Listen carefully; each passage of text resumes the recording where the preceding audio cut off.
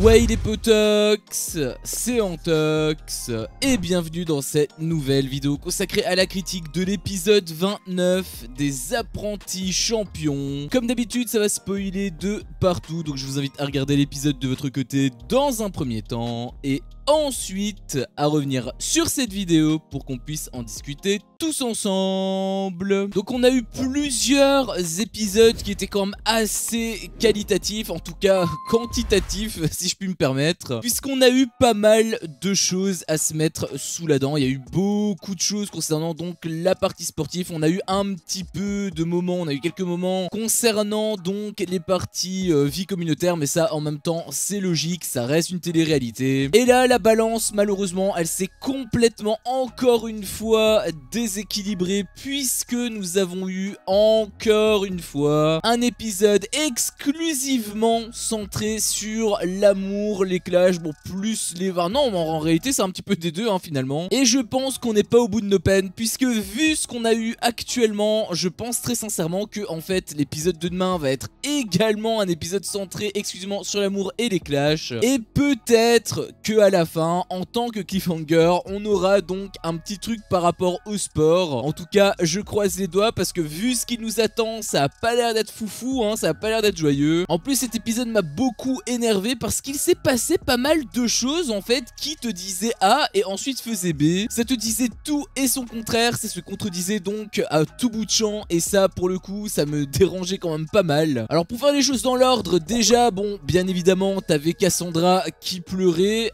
si t'as une émission où Cassandra pleure pas, c'est que quelque part c'est pas Cassandra je pense. En tout cas il faut se poser des questions. Et tu avais aussi en tant que preux-chevalier Simon qui l'a réconforté. Alors c'était plutôt sympa, c'était plutôt gentil vu comme ça, sauf que je sais pas trop où mettre en fait, parce que tu avais donc dans l'épisode précédent Luana qui avait dit qu'en gros elle voulait plus rien avec Simon et que Simon donc le savait et que suite à ça il est parti vers Cassandra. On sait que les interviews sont faits en décalé, donc est-ce que c'était des éléments qu'elle a donné mais en tant que spoil? Du coup est-ce que justement elle a donné des éléments qui vont arriver après et que du coup on sait en fait ce que ça va faire en fait, où ça va nous emmener, ou est-ce que ça a déjà été le cas? Ça expliquera encore une fois pourquoi Luana et Simon, pardon, pas Luana et Cassandra, Luana et Simon on les voit plus en fait depuis plusieurs épisodes. À la base Simon était resté pour Luana et au final il est absolument partout sauf avec Luana, donc ça pourrait expliquer encore une fois ce petit manque en fait. Mais peut-être aussi que ce sont des éléments qui arrivent après, puisqu'il avait Simon qui avait dit en gros que voilà il était à fond sur Luana et tout. Enfin c'était surtout Cassandra en fait qui avait dit qu'elle allait aider Simon pour choper Luana. Alors déjà j'étais complètement choqué, je me suis dit mais attends, mais qu'est-ce que c'est? Au début je pensais qu'elle était en train de se foutre de sa gueule, tu vois. Elle disait qu'elle voulait être amie avec lui, elle disait aussi qu'elle allait l'aider. Je suis pas certain de ça, d'autant plus que pendant qu'il parlait en fait il y avait une sorte d'ambiguïté qui s'installait, c'était extrêmement chelou. Et à la toute fin t'avais même Simon qui disait lui-même qu'en fait il se dragouillait un petit peu. Même Cassandra elle disait que c'était exactement comme au tout début avec Simon. Du coup peut-être qu'il va se passer encore quelque chose, probablement, en tout cas je sais pas trop sur quel pied danser par rapport à Luana et tout, mais à mon avis ils vont se remettre ensemble, ou en tout cas il va abandonner Luana pour repartir sur Cassandra. Est-ce que Luana est au courant? Est-ce que c'est en commun accord? Est-ce que c'est une conséquence? Est-ce que Luana ne veut plus de Simon à cause justement du nouveau visage que Simon va montrer donc concernant Cassandra? Je sais pas, on aura donc les infos dans les épisodes suivants. Mais en tout cas c'est extrêmement surprenant, ce serait un petit peu aussi irrespectueux, et même par rapport à l'émission il est resté pour Luana et au final il reste pour Cassandra. Il va partir, en fait en gros il va jamais partir globalement, d'autant plus que avant, c'est au tout début de l'épisode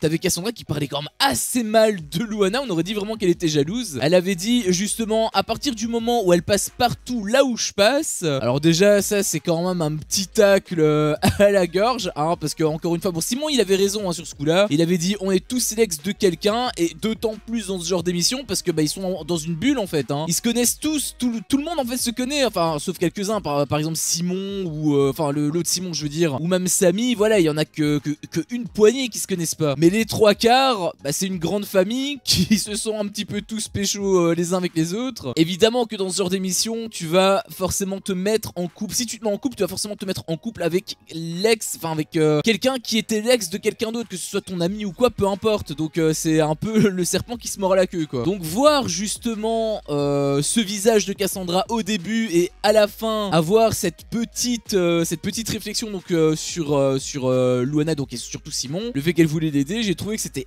extrêmement bizarre en fait cette réaction. Tu avais également une dispute entre Giovanni et Cassandra. Bon ça c'est pour pas changer hein. Après je sais pas trop Giovanni dans quelle optique il était. On sait dans les apprentis aventuriers comment est-ce qu'il était, ce qui s'est passé. C'est un gros manipulateur, il a joué sur tous les tableaux. Bref, je te fais pas un remake, mais je l'ai quand même senti sincère dans sa démarche. Donc je sais pas encore une fois comment le prendre. Malheureusement c'est une étiquette qu'il va avoir à vie hein, à cause justement de ce qu'il a fait. Mais j'ai envie d'y croire. Voilà, j'ai envie d'y croire. En plus il est bien avec Clarisse, il a l'air d'être sincère avec Clarisse. C'est la première fois d'ailleurs qu'il joue pas sur plusieurs tableaux. Même si, à prendre avec de grosses pincettes, peut-être qu'il est aussi gentil avec Cassandra pour retenter un remake malgré lui. Je sais pas du tout, j'espère pas. J'espère encore une fois qu'il va respecter Clarisse. Mais quoi qu'il en soit, c'était clair du côté de Cass. Elle a plus rien envie à voir avec Giovanni. Alors est-ce que c'est pour se voiler la face? Est-ce qu'elle est sincère? J'avais l'impression quand même qu'elle avait évolué, donc j'espère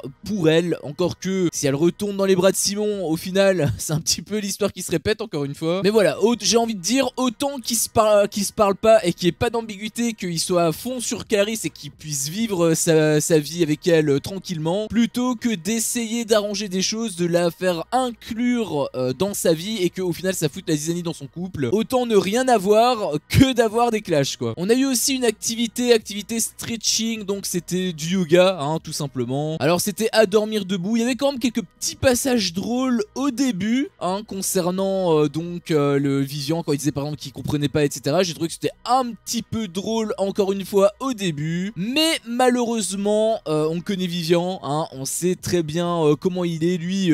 Il a pas d'excès, il a aucune limite et du coup c'était parti plus loin, c'était parti beaucoup plus loin, c'est parti assez loin même j'avais trouvé, puisque on était quand même pour moi encore une fois on avait dépassé le cadre du respect hein. Il s'est montré très irrespectueux j'ai trouvé comme Beverly, puisque bon déjà ils ont pété etc. Ça c'était un petit peu drôle, un petit peu comme avec les masseurs, mais c'était quand même assez j'ai l'impression que le prof il avait quand même mal pris hein, et c'est quelque chose que je peux totalement comprendre. Et après en plus de ça ils se sont carrément barrés en fait. Ils sont partis, ils se sont cachés entre guillemets derrière un lit où ils regardaient l'horizon, ils parlaient de la pluie et du beau temps, enfin bref. Ça par contre c'est un énorme manque de respect j'ai trouvé, et surtout j'ai trouvé que c'était un petit peu inutile. Enfin leur manière de réfléchir je veux dire, parce qu'ils disaient que en gros voilà ils avaient pas envie et du coup ils se sont cachés un petit peu comme si c'était des étudiants, des élèves, alors que en réalité ce sont des adultes, ce sont des candidats de télé-réalité. Je veux dire s'ils ont pas envie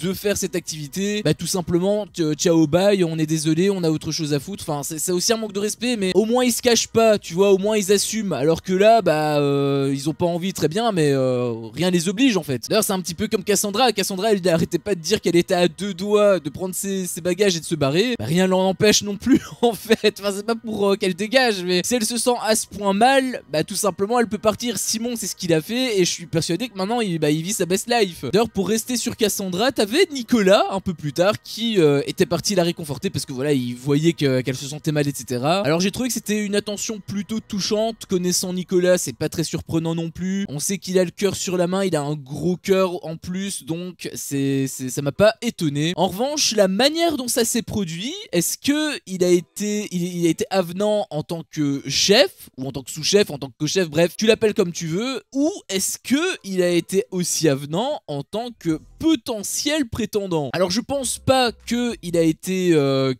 ça a été calculé de sa part. Je pense que justement il voulait tout simplement que Cassandra se sente mieux, donc à mon avis c'était sincère. Mais vu comment ils ont parlé, puisqu'ils disaient qu'ils avaient des points en commun etc, ce qui est le cas hein, de toute façon, eh bien je me suis dit peut-être, pourquoi pas, aussi étonnant que cela puisse paraître, peut-être que Nicolas et Cassandra vont se mettre ensemble, ou en tout cas peut-être qu'il va avoir un jeu de drague etc. Enfin il y a aussi eu le jeu de drague avec Simon encore plus tard, hein, bien sûr, mais je me dis peut-être que choisir Nicolas, c'est peut-être un peu mieux que de retourner dans les bras de Simon, sachant que bah, ça n'avait pas marché dès le départ. Puis tu as eu aussi un passage qui était chiant, hein, puisque encore une fois on est retombé. En fait c'est toujours la même recette, hein, ils te servent exactement la même chose à chaque fois et toi tu bouffes et t'as l'impression, ils te font croire que tu manges différemment alors qu'en fait tu manges toujours ton riz et ton poulet. Donc tu avais Beverly qui avait été d'accord pour aider Vivian à draguer Cassandra, donc en voilà, en le sauçant et tout. Et j'ai trouvé que c'était un petit peu chiant, encore une fois, hein, parce que tout simplement tu as un passage qu'on t'a déjà servi avec Lisa Marie, qu'on te resserre maintenant et qu'on va peut-être te resservir, et si on te le resserre, bah forcément moi ça va me faire chier. Après il y avait quelques petits passages qui étaient drôles, hein, je dis pas, des petits passages aussi qui étaient très chelous, hein, notamment le fait que Vivian ait pris des babyphones pour espionner les autres. Enfin c'est un petit peu bizarre, enfin je veux dire, on est dans une émission de télé-réalité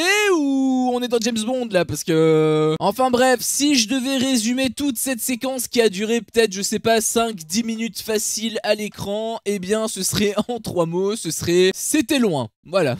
Et puis tu as eu le passage qui m'a le plus énervé, puisque bon déjà tu avais eu le passage entre Cass et Simon, donc concernant donc notamment Luana qui était partie sur A et puis qui était partie sur B. Enfin c'était Cassandra qui était partie sur A et qui était partie sur B, donc elle disait tout et son contraire. Et on a eu aussi un deuxième passage où là c'était beaucoup plus méchant, j'avais trouvé, puisque tu as Greg qui, comme d'hab, hein, tu le connais, il se fait des films sur Lisa Marie. À ce qui paraît, Lisa Marie elle était très séductrice, du coup voilà, elle lançait des petits regards etc. Ce qui fait que Greg, bah forcément son cerveau est complètement retourné, hein. Lui tu le regardes 2 secondes et il se dit oh putain j'ai une brèche, je vais pouvoir me marier avec elle. Et tout le monde en était conscient, hein. Tout le monde en était conscient. T'avais Vivian, t'avais Beverly, t'avais Clarisse, bref il était quand même, il y avait pas mal de personnes en fait qui étaient présents pour justement faire comprendre à Lisa Marie que il faut faire attention avec Greg. Et bien justement ça m'avait quand même beaucoup énervé en fait ce passage. T'avais Beverly qui avait dit quelque chose qui était très pertinent, puisqu'elle avait dit que si tu es ami avec lui, il pense qu'il y a plus. Et c'est totalement le cas, hein, bien évidemment, tu connais Greg de toute manière. Lisa Marie avait elle-même avoué en interview qu'elle était séductrice,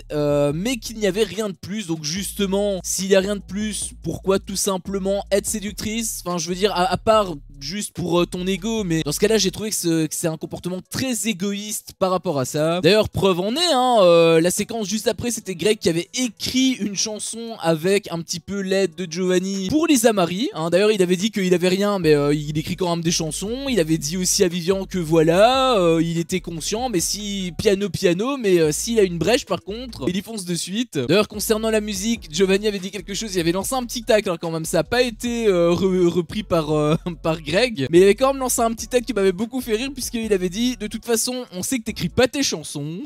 Et donc le passage qui m'a le plus énervé, c'était le fait que justement tu as Beverly et Vivian qui étaient un petit peu là pour soutenir Greg. Ils avaient même fait un pacte, alors ça aussi il va falloir qu'on en parle, parce qu'ils avaient fait un pacte concernant le fait que justement ils devaient se soutenir pour ne pas être éliminés si jamais il devait avoir une cérémonie d'élimination. Encore une fois, lors des crosses ou toute autre émission qui nécessite un minimum de divertissement, ça me dérange absolument pas, hein, puisque justement c'est censé être drôle etc. Donc je peux comprendre que chacun veulent rester le plus longtemps possible. Mais là on entre dans un cadre différent, il y a une dimension à prendre en compte qui est extrêmement importante, c'est l'association. Et si association il y a, eh bien je pense qu'il est de ton devoir quand même de faire tout, hein, de mettre tout en œuvre pour que ton association gagne le plus d'argent possible, même si c'est pour éliminer les plus faibles. Et si c'est toi le plus faible, eh bien c'est toi alors qui doit être éliminé. Donc le fait qu'il y ait un pacte comme ça, eh bien je suis extrêmement déçu de leur part, d'autant plus que Greg c'est censé être le chef des jaunes. Alors pour un chef c'est pas un comportement, une réaction très responsable je trouve. Mais bon de toute façon je pense que ça a pas été très long, hein, cette petite ce petit pacte, puisque tu avais les fameux babyphones là qu'on avait utilisés pour espionner donc Cassandra et Beverly qui essayaient donc de la convaincre de prendre Vivian, et bien ils ont décidé de réutiliser ces babyphones pour faire une blague en fait à Greg. C'est-à-dire que au début de l'épisode, tu as Beverly et Vivian qui mettent en garde Lisa Marie et qui mettent en garde également Greg pour ne pas qu'il tombe trop vite dans le panneau de Lisa Marie, pour que à la fin de l'épisode en fait ils fassent exactement l'inverse de ce qu'ils voulaient, c'est-à-dire qu'ils font une blague en faisant croire donc que Lisa Marie est folle de Greg. Forcément par rapport à ça il avait pété un plomb, hein. Sa réaction elle était quand même assez abusée. Alors c'était un peu drôle par rapport à l'après, mais je peux pas penser en fait autre chose que le fait que voilà, on sait que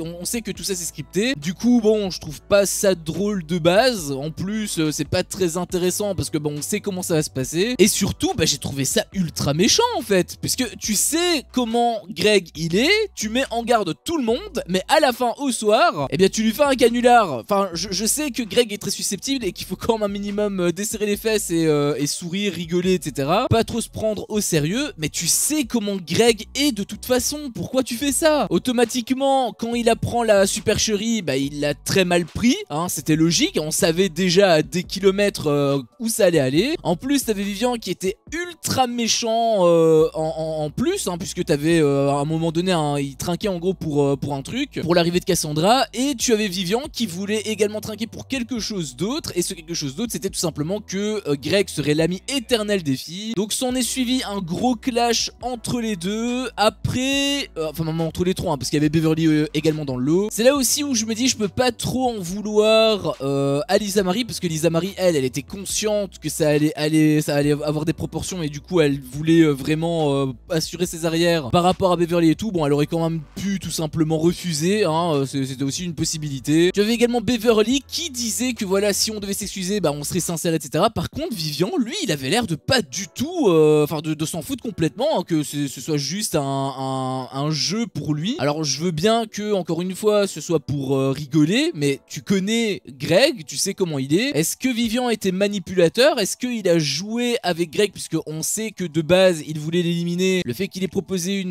un pacte, c'était quand même assez surprenant, j'avais trouvé. Après bon, il y a peut-être eu de l'eau qui a coulé sous les ponts, j'en sais strictement rien, mais le truc c'est que comme on te montre pas l'évolution entre les rapports entre les deux personnes, toi ça te sort un petit peu du chapeau et tu te dis attends, c'est comme ça que ça se passe finalement. Je pensais qu'il s'était passé l'inverse il y a 10 épisodes. Donc voilà, il y a eu un gros clash. Après pour la défense aussi de Vivian entre guillemets, je pense pas que ce soit très correct ce qu'il ait fait, mais quand même par rapport à Greg c'est assez drôle de voir le même syndrome du miroir que Manon, hein, finalement, parce que bon il l'a très mal pris, ça on le sait, mais quand c'était Vivian qui s'était fait bâcher par Cassandra un petit peu plus tôt, là Greg avait pas de problème, il rigolait bien, voilà, tu t'es fait bâcher, il avait même mis un essuie sur la tronche de Vivian et tout, enfin bref, là c'était vraiment bonne humeur, bonne ambiance. Et quand c'est lui par contre, là il le prend beaucoup moins bien. Je sais que c'est pas très correct connaissant la sensibilité de Greg, mais le fait qu'il ait fait lui-même la même chose à quelqu'un d'autre, automatiquement ça le rend un petit peu ridicule, je trouve. D'autant plus que par après il a été quand même assez loin